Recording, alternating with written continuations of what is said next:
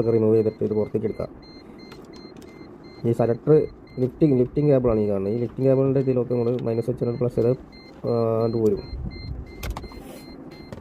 Okay പോകുന്നത് അത് ഈ ചെറിയ ബോളിൻ്റെ ഉള്ളിലേക്ക് പ്ലസ് ചെയ്ത് കൊടുത്താൽ അതിൻ്റെ ലോക്കാവും.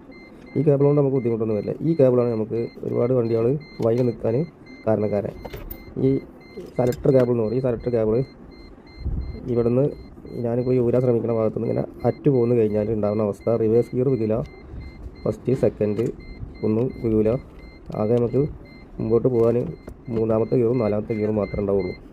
നമുക്ക് അഥവാ റിവേഴ്സ് കിടുമ്പോൾ റിവേഴ്സ് കിടത്തൊരു അവസ്ഥ വന്നിട്ടുണ്ടെങ്കിൽ അത് ആ ഒരു കേബിളിൽ വരുന്ന വിഷയമാണ്. ആ കേബിളിൻ്റെ പുഷ് തേയ്മാനം വന്നിട്ട് അങ്ങനെ കേബിൾ കൊടുക്കി.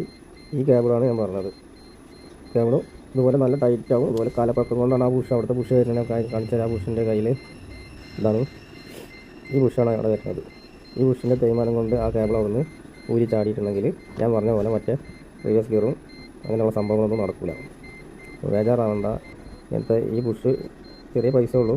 പക്ഷേ നിങ്ങൾ എവിടെയാണോ കുടുങ്ങി കിടക്കുന്നത് അവിടെ വന്ന് ഇട്ട് തരുന്നതിൻ്റെ ഒരു പൈസ ഉണ്ടാവും. എന്തായാലും അത് സെറ്റായി.